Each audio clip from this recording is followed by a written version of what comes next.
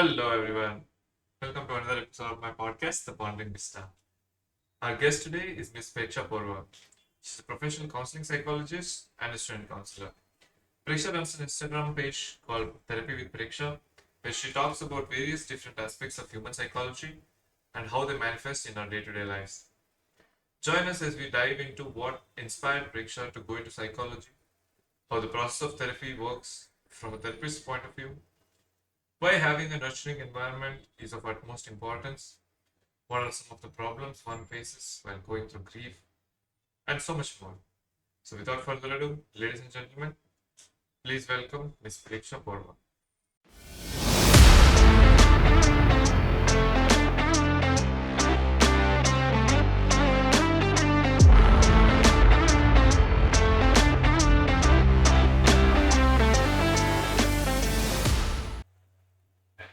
Hello, Preksha. Welcome to Content Wisdom. Hi. Yes. Uh, let's do some. Uh, I know you work in psychology and counseling and therapy and stuff. Hmm. That's all I Yes. know pretty vaguely. Can you tell us what do you do actually, and how it usually goes? Hmm. Okay. Okay. So I have been doing multiple things. I'll just run you through my educational background and then the experiences I've had and things I have done. So I've completed my bachelor's in psychology and master's in counseling psychology. So if we talk about psychology and counseling, they are interrelated, but they are different. Right. Psychology is basically the study of human behavior. There is a lot of concepts related to it, like there's memory, there's attention span, there's problem solving, and all of those things. And when we talk about therapy, therapy is, um, how can we say this? Therapy is a relationship, it's creation of a space where we can explore individual problems and guide them through it, not Right. helping them or not just solving their problems immediately, but guiding them and helping them navigate through those problems in a way that they feel comfortable and they feel okay with the problems around them. So that is one thing. That is what I wanted to, when you asked me what is psychology and you said psychology, therapy, and all of those things. So this is the prime difference between psychology and therapy. Like in my experience, I have done a lot of things and I am currently exploring a lot of things. So I worked in a school as a school counselor.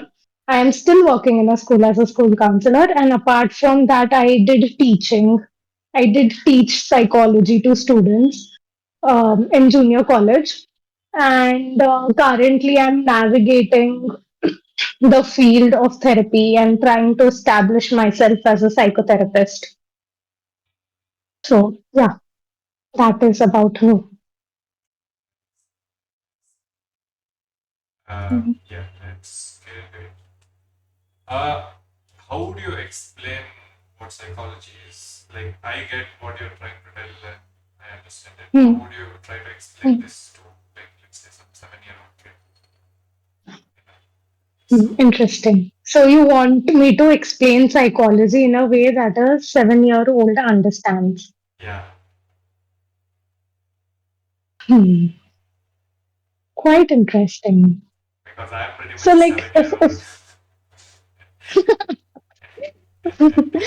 okay, okay. So, like, what I'd say is that sometimes we do a lot of things, and we are not really sure why we do those things.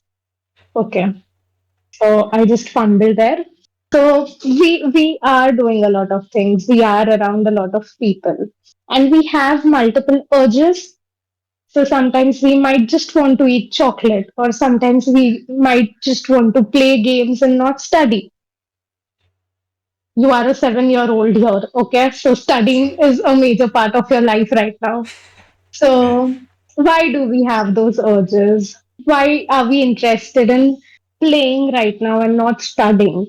Is where psychology comes into picture. Is where we try to understand what we want, why we want, and how to be okay with whatever wants we have, whatever desires we have, whatever needs we have. So Uh, that is it. uh, and How are you feeling about it? Is the concept a little clear, or do you want me to make it it is. It, simpler? it, it is. But I have questions. Hmm. Hmm. Okay. Yeah, definitely. Yeah. Go on and So, ask. yeah, yeah. So, you, I'm trying to feel okay about things or trying to Hmm. see if it's okay or not or something like that. Uh, Hmm. this is something that gets installed in us, right? Like as we grow up, some things are okay to do or feel, and some things are not. Those things are Hmm. Hmm. like put into us by the environment around us. So, Hmm. the, how much of the psychology of some one individual is affected by his environmental factors, do you think, and how much is something Hmm. inherently people are born with it? Like these movies where there is this psycho killer or something who Hmm. enjoys Hmm. killing Yeah. people, goes on a Hmm. killing spree, and but for no apparent reason, he has had a good childhood. He was Hmm. born in a well-off house, but his brain is Hmm. just wired to be evil. Kind of. Hmm. How much of Hmm. that do you think exists in our genes, and it's like a thing we are just born with, and how much of Hmm. it do you think is Hmm. something we pick up through others? Yeah. Hmm. Yeah. So I'm hearing multiple things here. So you started off with asking me that we have been taught what is okay, what is not okay, what is right, what is wrong. And then there is this area where we do things, and how much of what we do is affected by the environment, or is it coming from within? Is it coming from genetics? Yeah. These are two different questions. And both of these questions need to be addressed separately. So, one thing, if we talk about our teachings, if we talk about what we have been taught since childhood, we have been taught right and wrong. We have been taught that emotions are negative and there are emotions that are positive. There are behaviors that are negative. There are thoughts that are negative and thoughts that are positive. So, most of what we have learned is influenced by other people. Like, if our parents think that what do we say? If our parents think that watching television in the morning is not okay, they will teach us that, okay, this is a habit which is not okay and you need to stop this, or punish us for watching it in the morning. And similarly, these concepts have been taught to us in our school. If we take norms, for example, in our textbooks, it has always been shown that women belong to the kitchen, women belong to households working, and all the textbooks will depict that.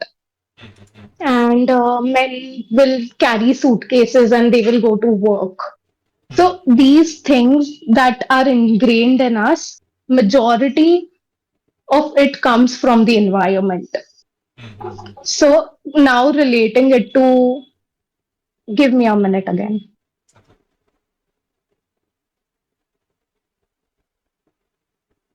Yeah, I'm really sorry. My brothers are disturbing me again and again. Nah.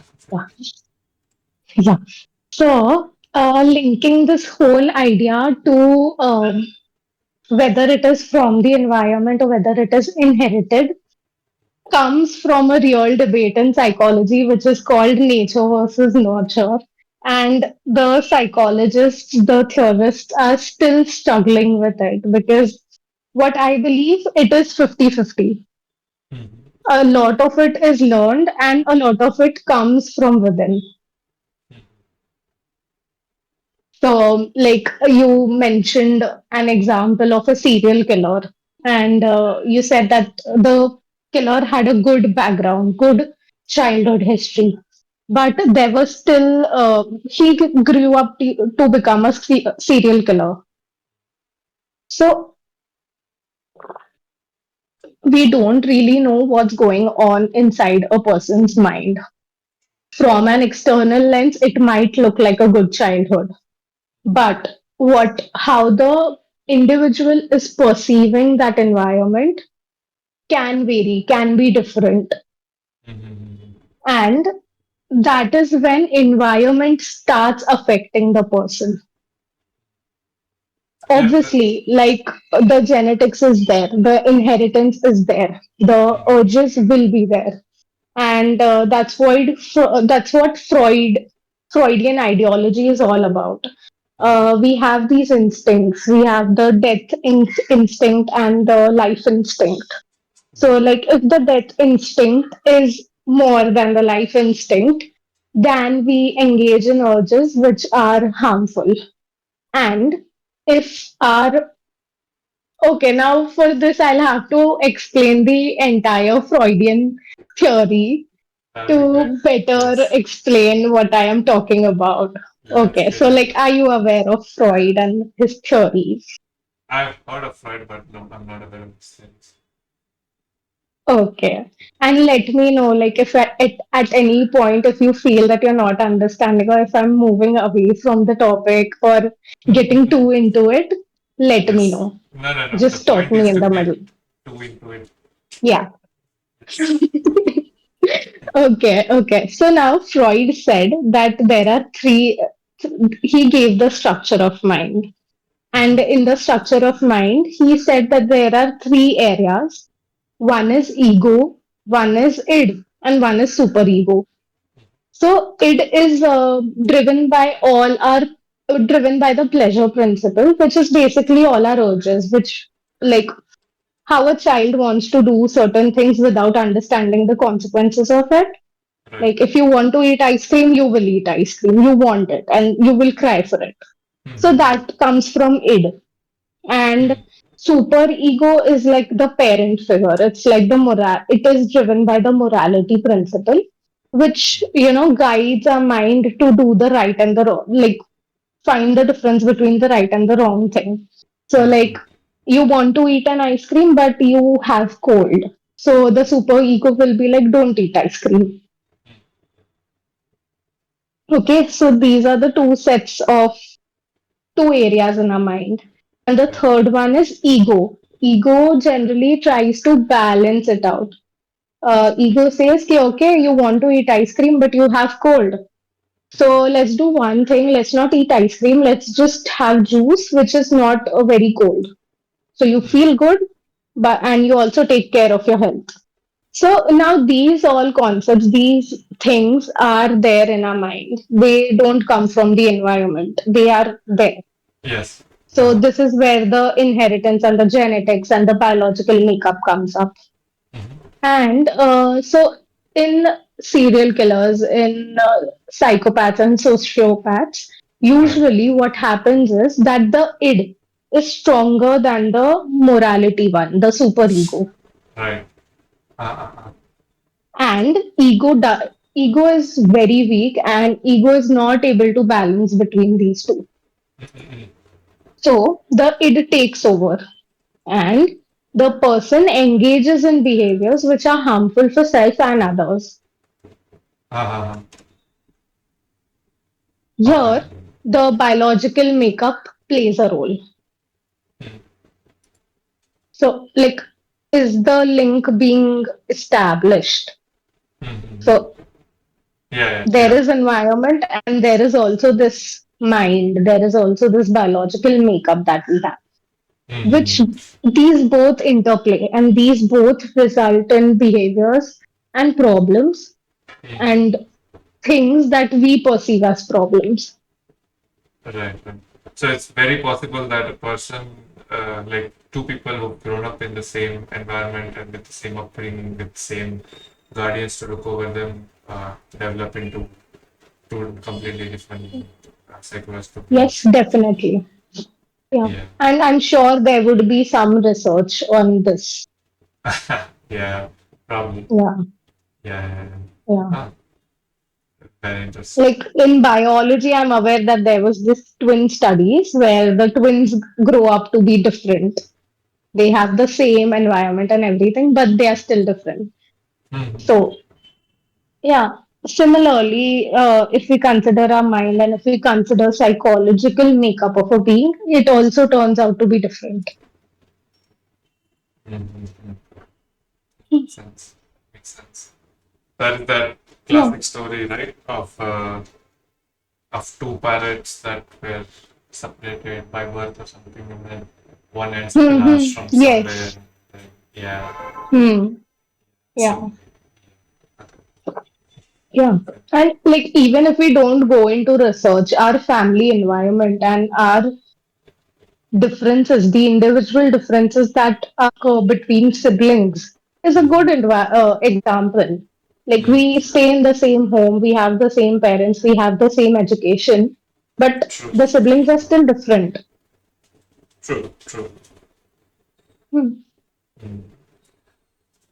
When does one, do you think, considers or should go to therapy? Is it something when something big happens in their life, like they lose someone close to them, or Hmm. something traumatic Hmm. happens, or something very good happens that they are not able to handle? Or is it Hmm. as a last resort of some sort of a depression or something like that that they're not able to figure out using meds and Hmm. doctors and stuff, and then last resort, let's go Hmm. to therapy or something? Or do you think Hmm. Hmm. everyone should do it by default as a thing in life, like Hmm. how everyone does full body checkups and blood works and stuff? Yeah, yeah. I think the last one is the most attractive one. So yes, yes. Because that brings in more business.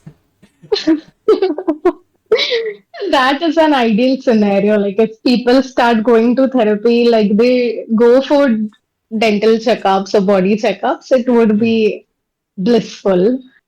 Yes, but like if we are not there yet, and that being said, people should consider therapy, or it is beneficial for people to go to therapy to understand themselves, irrespective of whether a big incident happens in their life or whether they are very happy.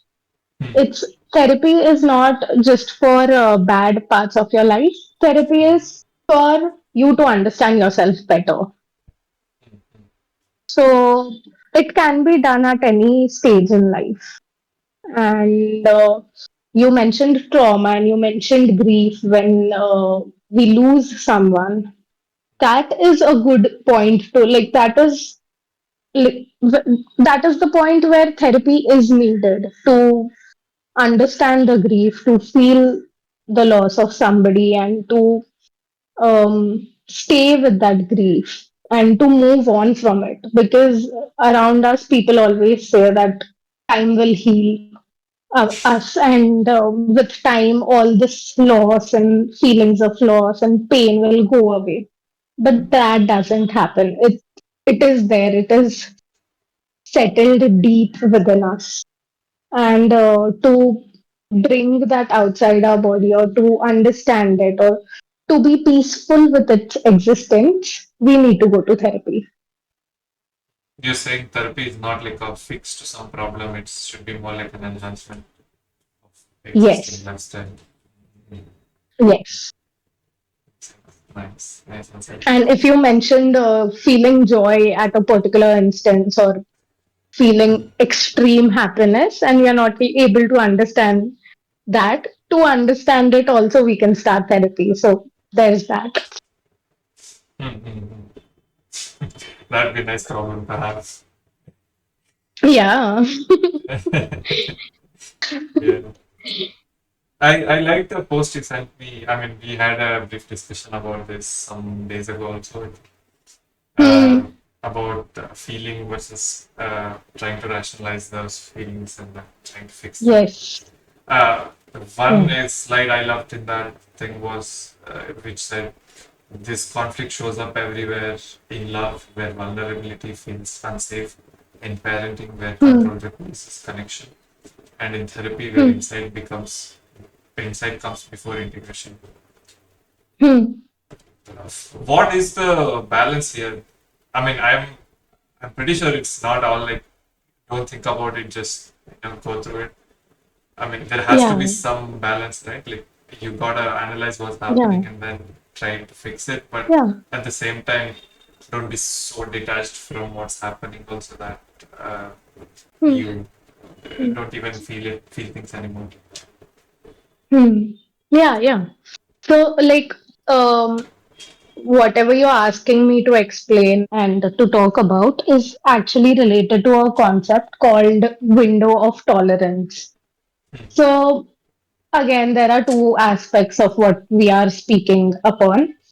So, one is whether we are intellectualizing the feeling or whether we are just sitting with it. If we talk about intellectual, obviously, if something happens in our life, we would want to find the cause of it.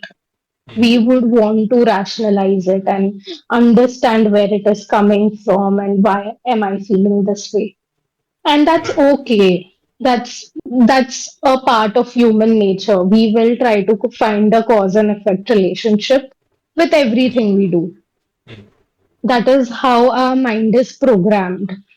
And so that the problem is not where we are trying to understand the feeling and where it is coming from. The problem starts when we try to fix it, when we try to remove that feeling from our system. If we talk about anger, you know, why am I feeling angry is okay to understand. But just removing and never feeling angry again is quite uncomfortable. It's quite uneasy to think about it, right? Because it's not possible to not be angry at anything. And even if it becomes possible to not feel angry, is it healthy to not feel angry? There might be certain instances that happen in our environment, that happen in our life, and this feeling might be helpful for us to engage in behaviors that are in line and congruent to the situation. Let's just say the ongoing distress between India and Pakistan. It would become quite uneasy for people to meet a person who would just be like, okay, no, I'm just okay. People died, it's fine. I don't feel anything. I don't feel angry. I don't feel sad. I don't feel anything. It would not be okay for us to, be with somebody who thinks this way and who feels this way, right? We would be like, kaise, kaise? How is he not feeling angry? How is she not feeling angry? How are they okay with this? That would be the instant thought. So it's not to remove, like fixing it mindset is something that can be unproductive and harmful for us as individuals. Therefore, instead of having that fixing mindset and having to remove the feelings, the negative parts of life, in therapy, we try to create an environment, we try to create a space for the individual to feel comfortable with having that feeling, feel comfortable with showing anger, feeling comfortable with having guilt, having regrets in life, feeling comfortable with being sad over things. That's it. And with that comfort of feeling things, we also understand that emotion better. This kind of ties into what I Um, was gonna ask you some mm, time down the line about having strong and rigid thoughts on mm, things or like insights on things versus having a very let's say fluid type thoughts, like let's say mm, some people are very much fixated on one thing, or let's say like democracy is mm, worst or is the bad form of mm, governance or something. or it's the Hmm. best form of governance or something, and then they're willing to die on that hill Hmm. as long as it goes. Hmm. Versus having not really a proper thought about it, like, about the subject. Let's say like Hmm. yeah, about talking about India and Pakistan and stuff like that. Hmm. Hmm. Oh man, it doesn't really doesn't really affect my day-to-day life now. Hmm. I Hmm. mean, Yeah. it's how what's happening is bad, true, but I Hmm. don't really have a opinion or a thing to say Hmm. Hmm. about that thing. Yeah. Stuff like that, trying to be fluid and Hmm. then not holding your ground anywhere and then holding your ground too hard. Uh, Hmm. do you Hmm. think Hmm. your experience, have you seen people struggle with this, or which do you think is more of a problem and which do you think is less of a problem? Hmm. Hmm. I'd say that it is. It, I would not say that one is better than the other, and there is a particular type that people should adhere to. I would say it depends on a person's preference and what has been helping that individual. Sometimes having a fixed ideology, having fixed beliefs about a particular thing might help somebody to work on and go on with their life. But for the other person, having flexible ideologies and not being affected by things around us or just going with the flow would help, would be beneficial to carry on with the day to day life. And yeah, so I'd say that I don't have a preference for which is better than the other. Mm-mm-mm. You're saying there Mm. is no universally Yes. objectively better way to think. Yeah, It all yeah, depends yeah. from person to person. Hmm. Yeah, Mm. yeah. And What? when like either of No, no, go. so like either of it can become a problem if it is hampering your functionality or hampering the lives of people around you. So Mm. if it starts playing a role in your relationships or if it starts playing a role in your personal life, Mm. then it needs to be corrected. Then it needs to be understood and worked upon. But if Right. it is not affecting anything, if it is just helping you go on with your day, then it's good enough. You don't need Mm-hmm. to change anything. Which which kind of person, which side of this spectrum do you think you fall on? Are you a person who has strong, rigid values about things, and then uh, when people attack those, you feel like, oh no, how can you Hmm. say stuff like that? Or Hmm. like when someone says something that offends you or is kind of insensitive, makes you feel like that person's Hmm. insensitive. Do you Hmm. go, okay, oh, why is this person saying this, or do you go like, how can he say something like that? Hmm. Hmm. Hmm. Yeah, yeah. So I'd say that I'm a mix of both. There are certain things that I like having my way, and if a person doesn't do that, it will trigger me. I will start feeling irritated and angry. Like Mm-hmm. if there is a lot of mess in my room, I would Mm-hmm. be angry and I wouldn't like that. So there is that fixed belief that I have, like the room should be organized. Mm-hmm. And there are certain other things in my life that I'll be like, okay, fine. Like the political stance, of course, it affects people and it needs to be read and understood. But if I think about me, I don't really get affected by it. I'm just like, कि ठीक है, हो रहा है. Mm-hmm. That's it. And I wouldn't have a say on it, maybe because I don't know enough about it.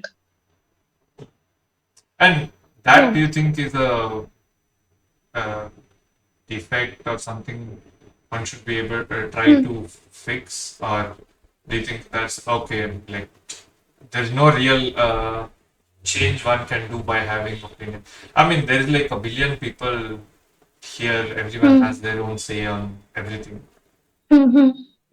I don't know. I feel Yeah. like world could do with lesser opinions from the people who don't know Hmm. you know. And sometimes it's Yeah. exhausting, like when you have no idea of, like it happens to me a lot. He- I have no idea what's happening or Hmm. what this thing is and stuff. But people around me have a very strong opinion about some things Hmm. Hmm. Hmm. like cricket or war or something like that. And then Hmm. Hmm. I don't know, whatever you say, man. Sure, let's go. Hmm.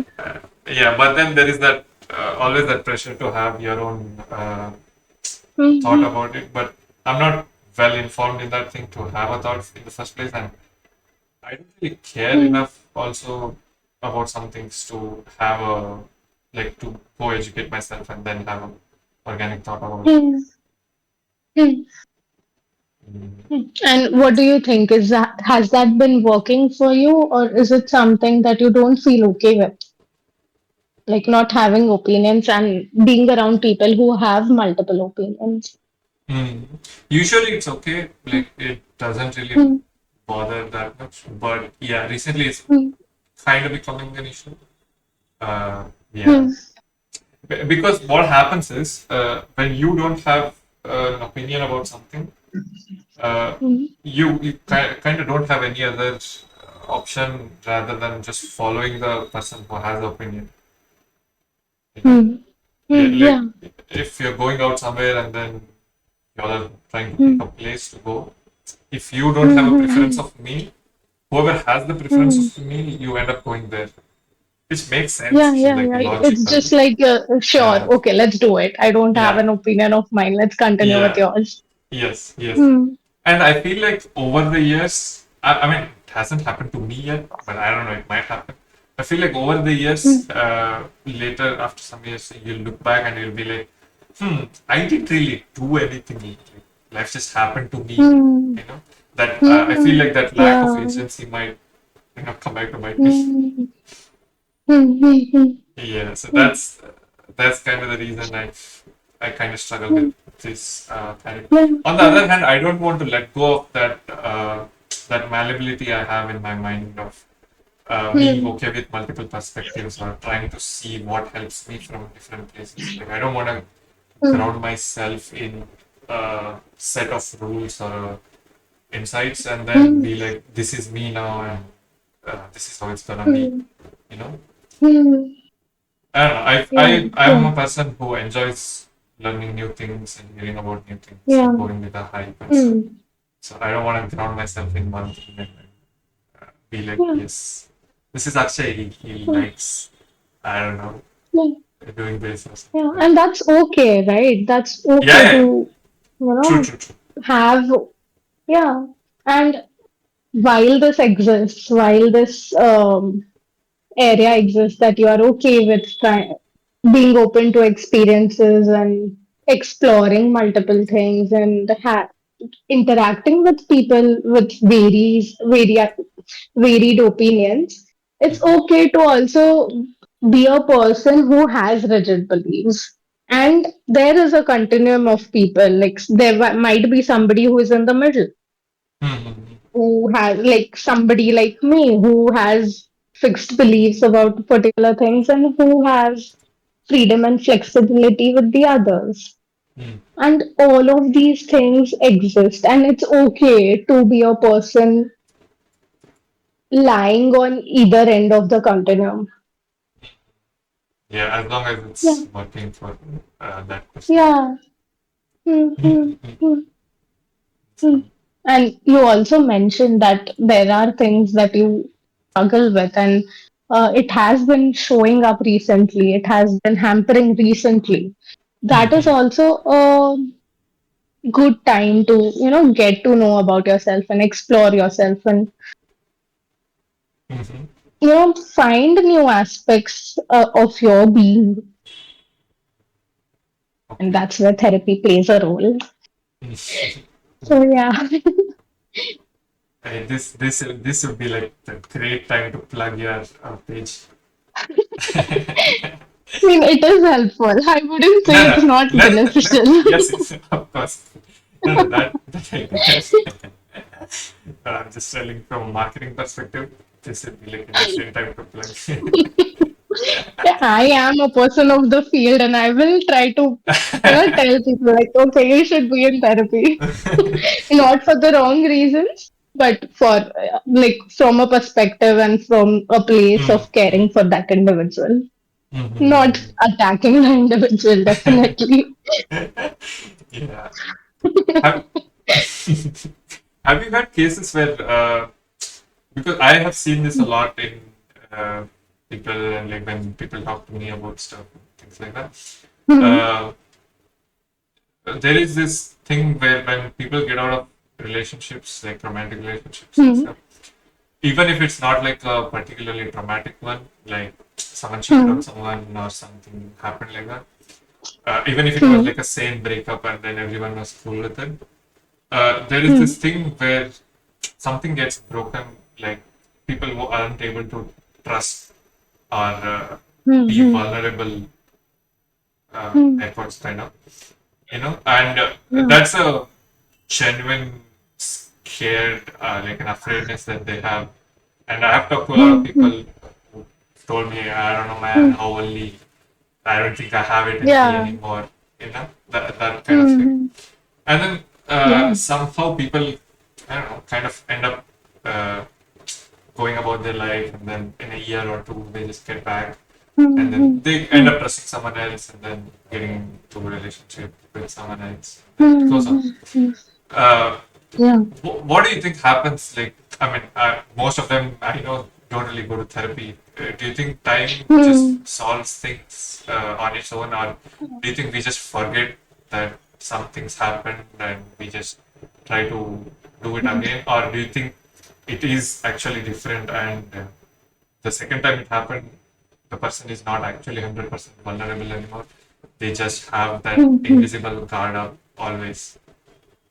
Hmm. Hmm. Yeah. Yeah. Hmm. So, like as I said, time doesn't heal things. It just, helps in repressing those things. And you mentioned loss of a relationship and breaking up with somebody and then not wanting to be in a relationship for a very long time. On the other hand, there are some people who are just okay with moving on and they will get on to the other one and, pretend Hmm. as if nothing ever happened or nothing ever affected them as much. Hmm. So here, what I think is that there are differences in the level of attachment that a person feels towards the other person, Hmm. and like there might be a possibility that somebody is not as attached to the other person in a relationship, and when they break up, they might just feel okay. They might not feel anything, or Hmm. they might not feel grief at that moment.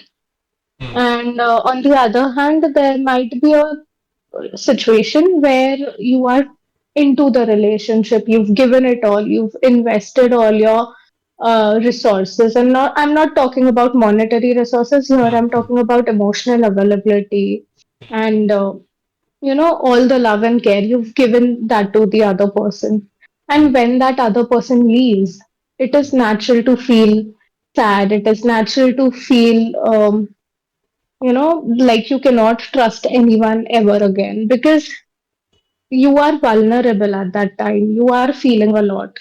You are going through that active phase of grief. Right. And in that grief, you Hmm. might feel angry. You might feel like I don't want to be in a relationship ever again Hmm. because I gave too much and I didn't receive anything at all. Hmm.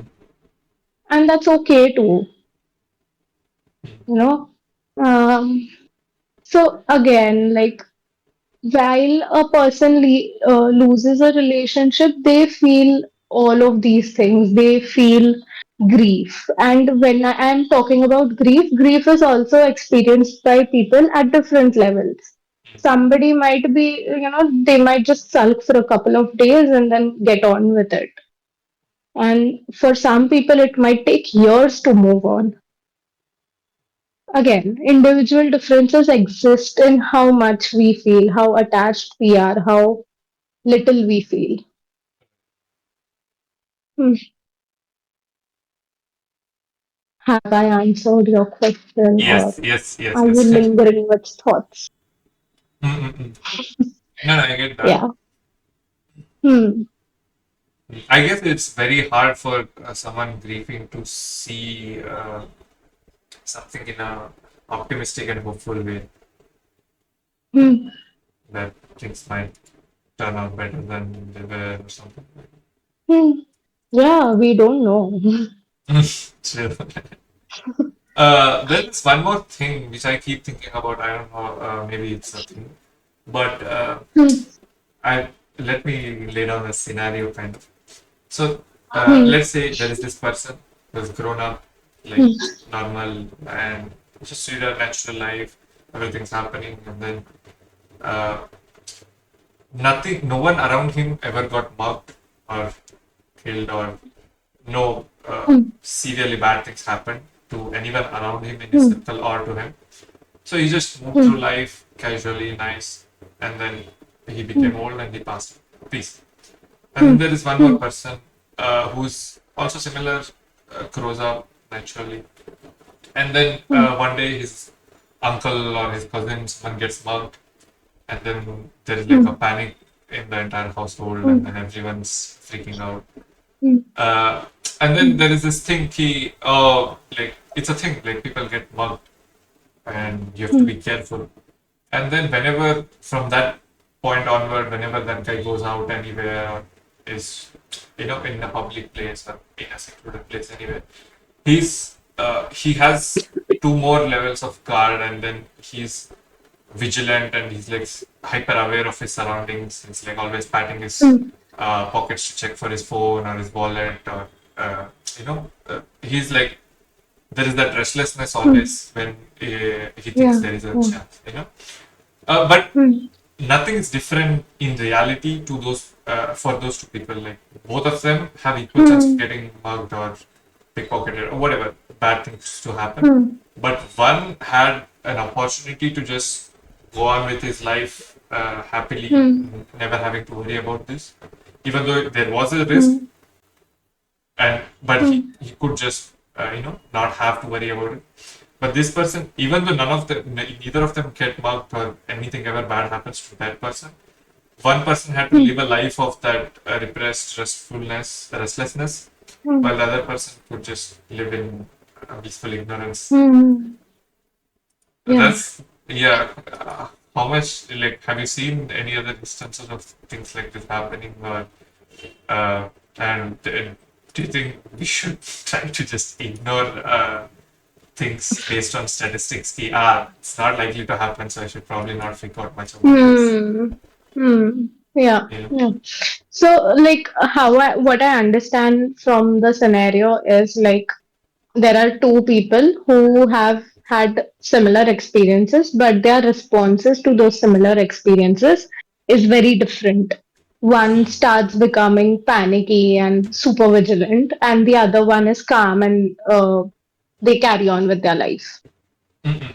Because the other one is not Hmm? aware of anything like that happening in that close group. So Okay, yeah. Hmm, hmm, hmm, hmm. Hmm. Very interesting.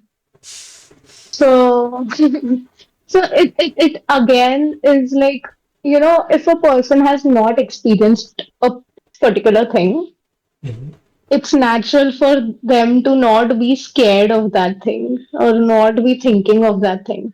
So, for True. example, if I um, take, mm, you know, there are very intense examples coming to my mind right now, but Go on, go I on, just go say on, it. go on, go on, go on, go on, go So on. like if a person has never experienced or never ever seen instances of domestic violence, there is domestic violence that happens, Hmm. and high amount of domestic violence that happens in India as well.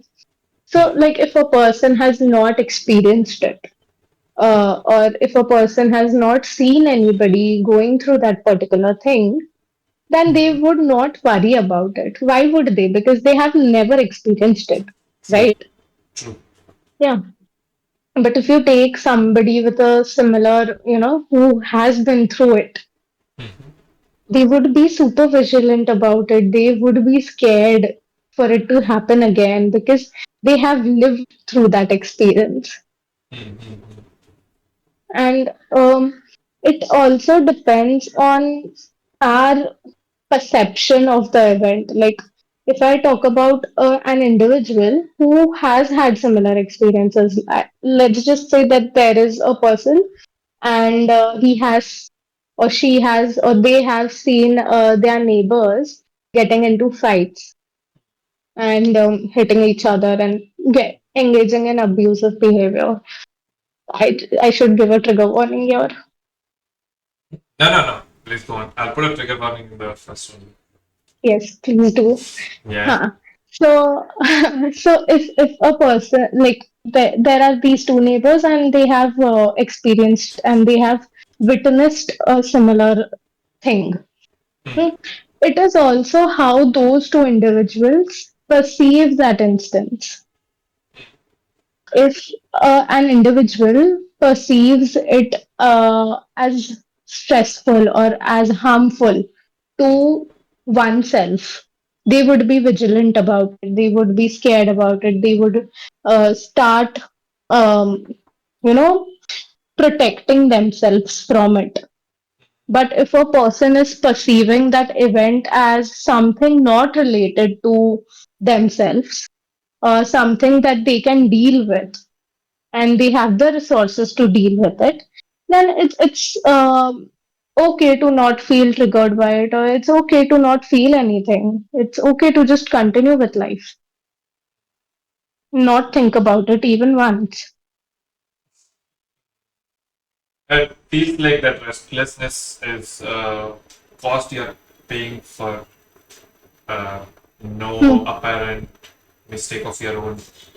Like it happened to Hmm. someone Hmm. else, and then you just happen to be there. It was Yeah, you just happened to yeah, experience it, and and then yeah. yes, yes. Witnessing events can be as traumatic as being a part of that event. Mm, And mhm, even for like, even if you think for no apparent reason you're experiencing those things, you are mm, somebody who has seen it. You mm, were a part of it. And that makes that event very stressful, very difficult for, our mind mhm. to be okay with or Right. be comfortable with. Mm, mm, mm. And Yes. trauma responses, like Uh-huh. when we are taught about trauma and the responses to trauma, Yeah. that like it is there that if we experience that event and if we are the one witnessing it, it comes as the same intensity. And the responses to it, there are responses to trauma. So there's flight, and freeze and fawn response. So, like, if we are feeling restless all the time, if a particular situation or event or something happens in the environment, then Mhm. it can be a sign that it is a trauma response. Right. And I can get into the details of it, but I think it Yes. would take a lot of time. Okay. Yeah. Uh-huh. So, yes. Again, an individual makeup, the mind, the human behavior is very vast, and it is not something that can be, you know, concised into particular concepts or the rights and wrongs. And okay, like it cannot be treated as a math problem. There's no one universal It's formula to apply. yeah. I guess that's kind of the beauty of the arts. It'd be very boring. Yeah, like it is sad that we cannot pinpoint certain things, Uh, but it is also very unique and it makes all of us different. yeah. Yeah. True. True. Hmm. You were recently reading. I mean, started reading Man's Search for Meaning, right? And then Sorry. you recently started reading Man's Search for Meaning, the Victor Frankl book. Yeah, yeah. Uh, Yeah, actually, yes. it was too much for me to read, and I stopped reading it also. Yeah. Did you happen to go through the second part of that book where he explains logotherapy and then how he is using it and then what it's about and stuff like that? So like not in the book, but I have just briefly gone through logotherapy as a part of my master's program. Oh, okay. Hmm. Mm. That was Yeah. very interesting. That was one book I read, and then it was like, dang. And then he picks it from like real life examples, and then Hmm. shows Hmm. you, Hmm. ki, see, this is what's happening. You know, it's like Hmm. watching Hmm. some sitcom or a movie with a narrator in there, but it's like horrible things are Hmm. happening, and then he just pauses it and then comes Yeah. in and says, "Look what's happening. Hmm. It's not supposed to happen." Hmm. Yeah, something like that. Yeah. That's a very Hmm. interesting approach. Hmm. Have you ever tried applying logotherapy to any of your clients or in your life? No, I haven't. I No. haven't. The therapies that I adhere to are Mm-hmm. relational therapy. There's Mm-hmm. CBT, which is called cognitive behavior therapy. Mm-hmm. With kids, I usually use behavior therapies.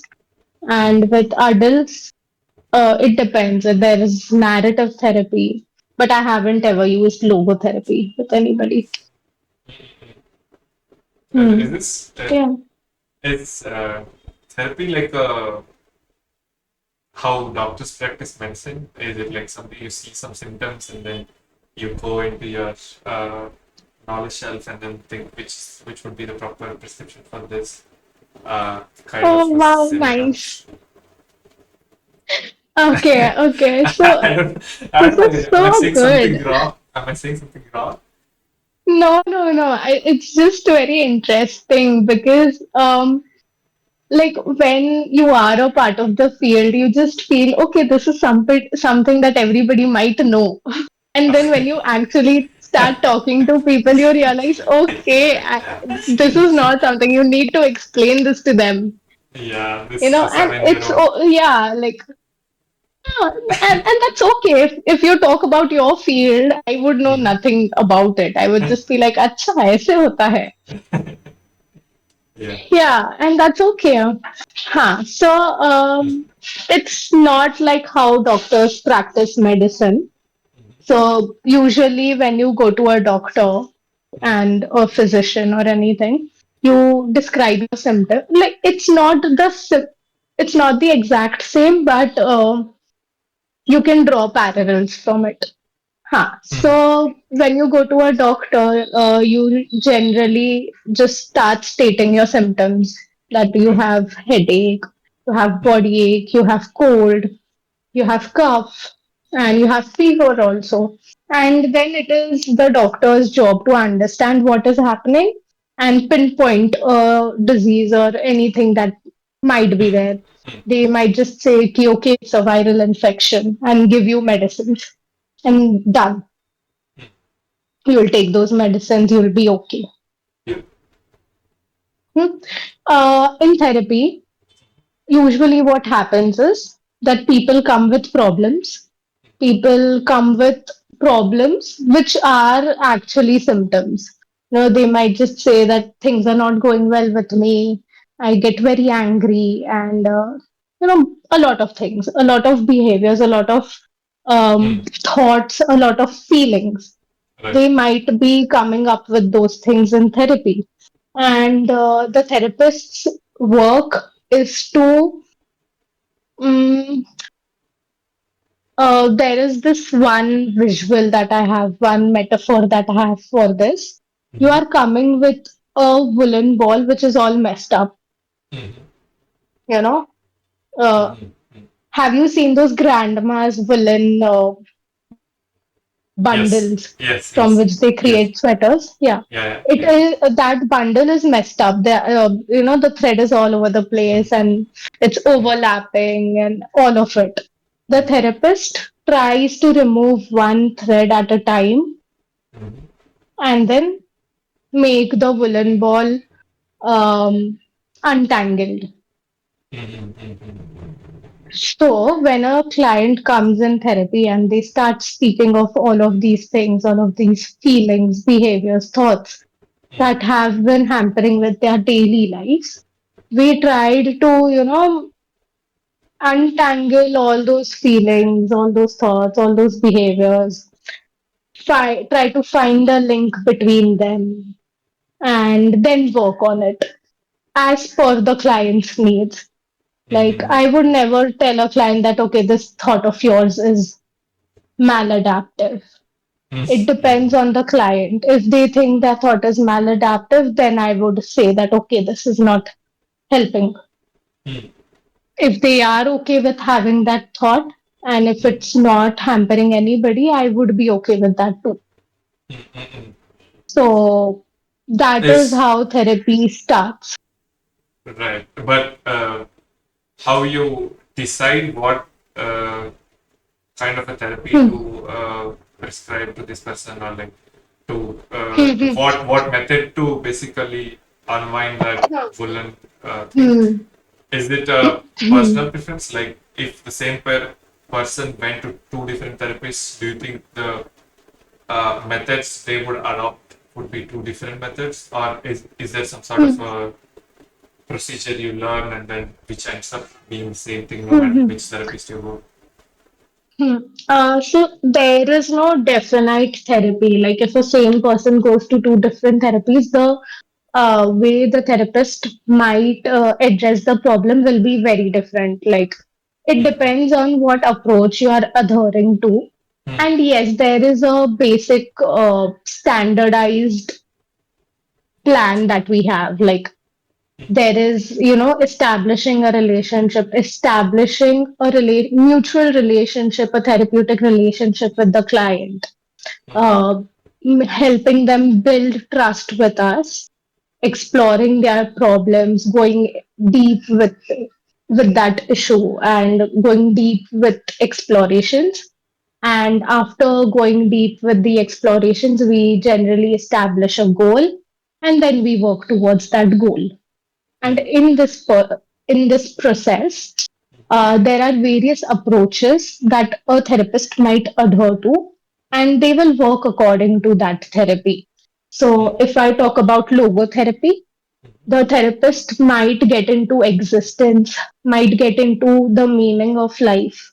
Mm-hmm. So, if a client comes in and they say that, after my husband's death, I haven't been feeling okay. I don't know what to do with my life anymore. There is Mm-hmm. no meaning in it. Then that's the therapist's cue to, go into logotherapy and go into existential therapies Mm-hmm. to find meaning in life, to find the purpose of existence. Right. If a client comes with maladaptive thoughts or any defects in thinking, as we were talking about shoulds and musts. What should a Yeah. person be like? What should a person not be like? Right. So if there is a person who comes with these shoulds and musts, where there are rigid thought patterns in their behavior, and they feel that rigid thought pattern has been unhelpful in their life, we get into cognitive behavior therapy where we work on the cognitions and when we work on the thoughts. Mm-hmm. So it usually depends on how the person, what problems the person is bringing, and then work according to it. Right. Right. This might be a weird question, but do you think Mm, it's possible for therapists to have a favorite therapy and then try to kind of fit every, not agree, but try to mm, find a way to pull that therapy. Like, let's say I'm a logotherapy uh, favoritist, and then someone comes to me with a problem, and my mm, first mm, instinct is to check if this fits into like if I mm, can mm, suggest logotherapy and like what use it, mm, and then if I mm, can't only then I would go with something else. Whereas someone mm, else mm, who might not do that and then maybe take a different approach or whatever is their favorite mm, therapy mm, theory to go with. Do you think mm. that's a possibility So or? is it usually key? Yeah. You have cold, you take citizen or something. It's a one-to-one thing. Hmm. Yeah. Yeah. So, as a part of our training and, in the process of becoming therapists, we have been taught, and this has been ingrained in us, that there is no favorite things Okay. in therapy. Okay, there might be an approach that I adhere to, but Uh-huh. ultimately, if a client is not, if that therapy, if that modality is not helping my client, I will have to give it up and I will have to choose something that works for the client. And in that in that place, or while that happens, I Yeah. can't show favoritism. I can't show that, okay, this is my favorite modality and you have to work with this. Yeah, true. Yeah, and yeah, so Mm.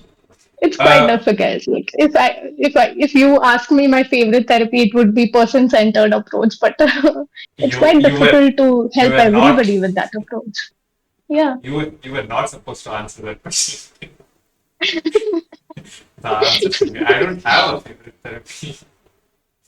Yeah, I do have a favorite therapy, but I don't use it and I don't try to fit all my Right, clients into that therapy. right. I do like favorite therapy not for my clients, but I like how Carl Rogers has explained and brought up this entire therapy modality, which is called person centered therapy. Mm, So if I were to reframe and mm, mm. rephrase my statement, I would say that I Carl Rogers is my favorite therapist, and his therapy is something that I am very much infatuated by. Mm, mm. Do you Yeah. mind going, like, I don't know, explaining it to in maybe 9 terms of this short thing what his therapy theory is? Yes. Okay. Okay. So I did explain Freud Mm-hmm. and the basic ideology that Freud had. And soon after this whole movement of Freud's ideologies and Freud's therapeutic modalities, there came a new era in and a new phase in the history of therapy. And Carl Rogers was the pioneer of it. Carl Rogers and Maslow. So they gave this entire humanistic approach to therapy. And Carl Rogers said that, as human beings, we have an innate potential to grow and become a best version of ourselves. But there are various instances and various things in our environment or in our personality also that stop us from being into the best version of ourselves. So if I can visualize it, let's just think of it as a seed, and that seed is covered with soil. There's sunlight, there's water, there's soil, there's nutrients, minerals, everything. But that soil, like above that soil, there are many stones. It's natural that the soil won't grow up to be a tree, right? Or a plant. It will not bloom. So if we remove those stones and if we provide that seed with an environment which is caring, which is full of love and affection and genuineness, the seed will start growing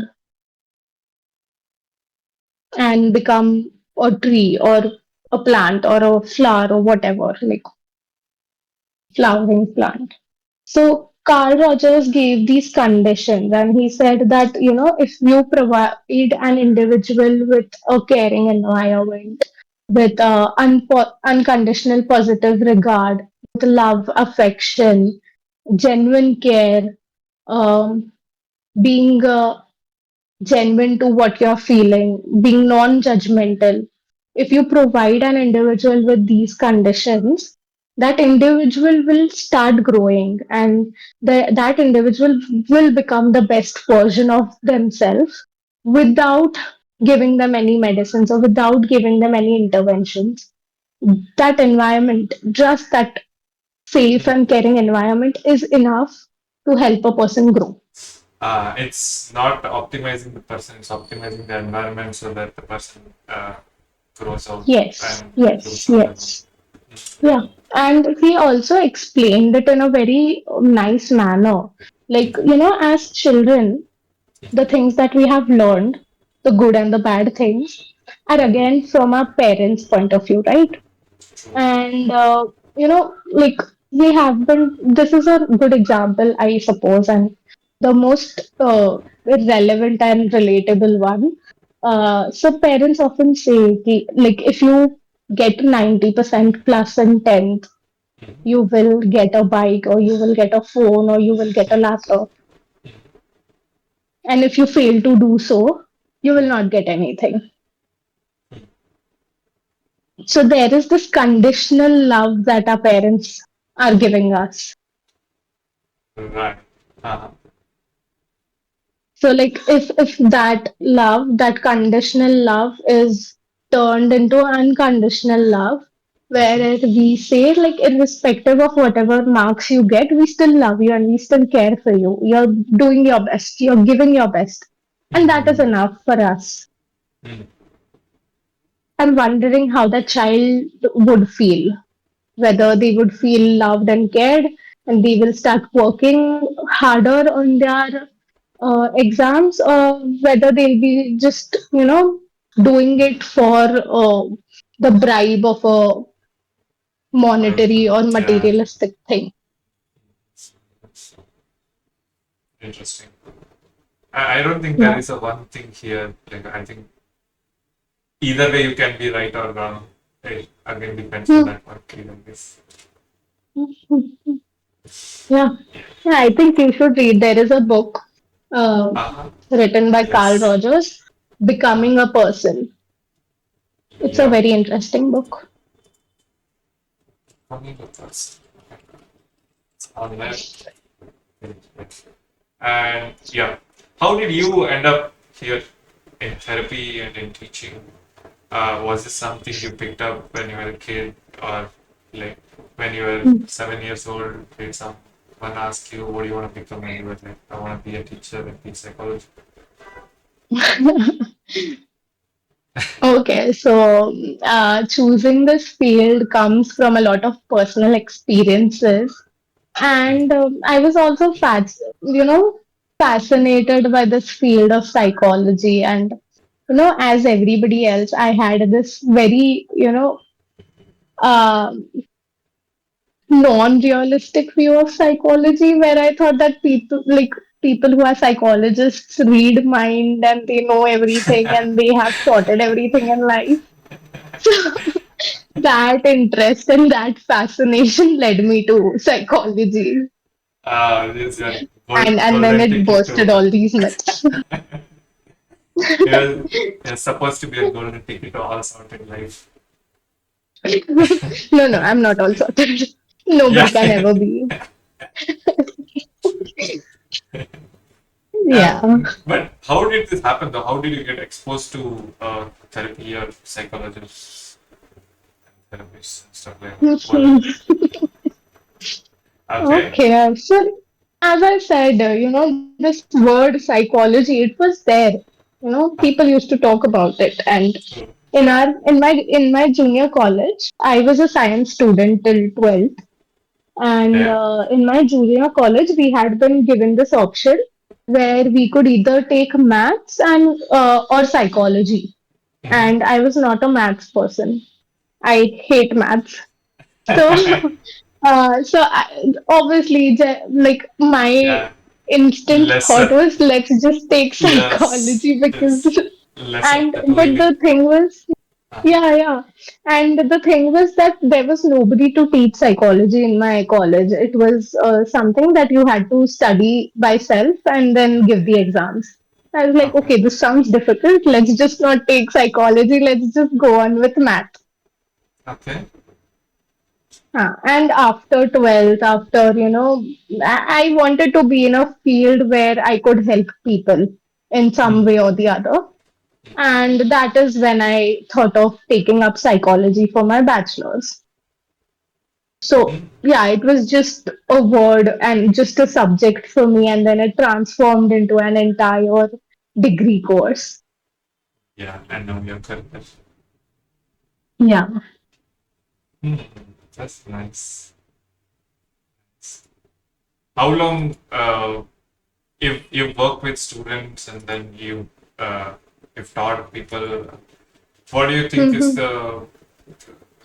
is your favorite part about working with kids in a school environment when there's a counselor? Um, You get all the okay, teach. okay. I'll just be real here. Working in a school is difficult. It's very difficult because y- I was not working in a school as a teacher. I was there as a counselor, and usually people have this mindset and ideology that counseling, therapy, and psychology is just fancy things Hmm. that people do, and it's not real work. Yeah, So, usually, what happens in schools is that counselors are treated like laborers and slaves, and they are just given a lot of work apart from the therapy work, apart from psychology work. They'll or like be given substitutions, art classes, right, that's planning events, and all of those uh, things. just So, homework. yeah, so I had a similar experience.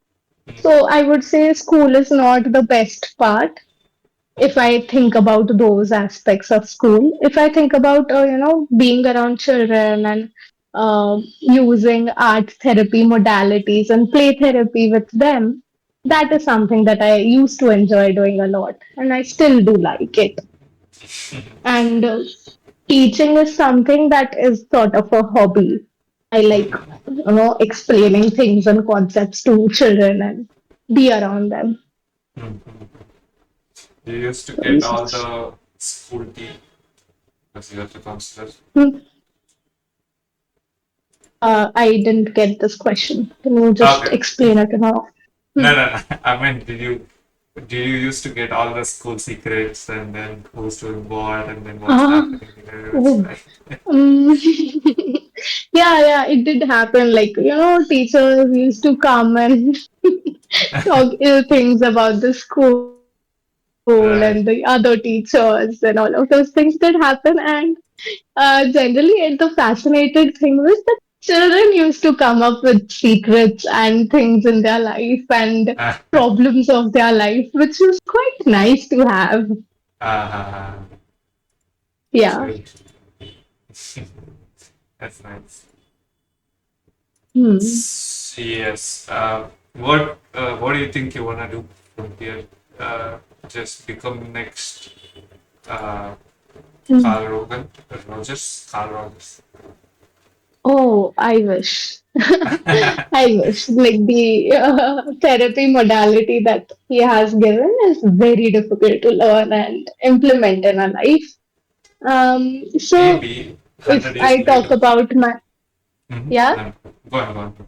no, please do continue. Please complete. I No, will I share was just my things saying, after that. maybe 100 years later, there will be someone telling the moralities developed by Preksha are very complicated and hard to understand. So, Hmm. It is a dream. Yeah. So like if I talk about my career goals and what I do, what I want to do many years from now is kind of develop and ta- create a space for people like there are hospitals and there are these clinics where people openly go to and then they share their concerns and problems and get treated. So my goal in life is to create a similar space but for therapies. Have a space where people openly come and they just explore themselves. They just try out various. I am interested in art therapy and creative arts. So I want to create something where I am integrating the arts with therapy. So and bringing that to people is something that I want to work on and do many years from now. very noble. Nice. Okay. I have last two questions for you. Any Yeah. interesting reads you had recently? Any studies, papers, Hmm. books you want to suggest? Something you're like, oh my god, you should Okay. check this out. Oh, nice. So currently I am reading Creative Connection by Natalie Rogers, and Natalie Rogers is the daughter of Carl Rogers. And the other book that I'm reading is The Gift of Therapy, Right. which is written by Irvin Yalom, and it is a sort of a open letter to all the young therapists like me who are just getting into the field. And yeah, these are the two books I'm reading, and um, both of them are very fascinating and very interesting for me. And like, if I were to suggest a book, I Mm-hmm. would definitely suggest The Creative Connection by Natalie Rogers to all the people who are interested in play, in art, and music, drama, dance, Mm-hmm. and see how the arts can become a source of exploration, can be a source of getting to know oneself better, and tapping into the unconscious realms of our being. Interesting. Yeah. Okay. And there is this one question I ask everyone who comes on my podcast about Hmm. what would you tell yourself if you were to meet the younger version of yourself who is entering your bachelor's college now? Hmm. What Yeah. advice would you That give? Or this was a nice tips? reflection for me as well. Yeah. To talk to the younger version of yourself and tell them something. Like, do you want this to be related to the podcast or No, just no, in no, general? no, no. Just in general. It doesn't have to make sense to me. Hmm. It doesn't have to make sense to Oh, you. Yeah. yeah. Um, I would like to tell my younger self, you know, okay, now this is very personal for me. To just, I am not the responsible person. I am not responsible for other beings around me. That is something that I would like to tell my younger self. That you're not responsible. For others around me. Right. Uh-huh. Yes. Hmm. Yeah. Nice. Nice, Preksha. Thanks a lot for agreeing. This is wonderful talking to you. Mm. And there It is, was a great conversation. yeah, there is still a lot of things to talk about creativity as outlet or how it affects these things. Mm. And then there were multiple times in this talk itself where you told it take a lot of time. I won't go into details now. I want those details. Mm. We will go into them Yes. in another episode, Preksha 2.0. Yeah, definitely. Yes. And then Yes, yes. hopefully It we'll was get great. more Mm. stories by the next time we have another episode and we can Yes. talk about those as well. Mm. Thank you, Preksha. Thank you for coming on. Thanks for having me, and it was great to be. I was scared at the beginning, very anxious about it, but it turned out to be good. Yeah. Ladies and Yeah. gentlemen, Preksha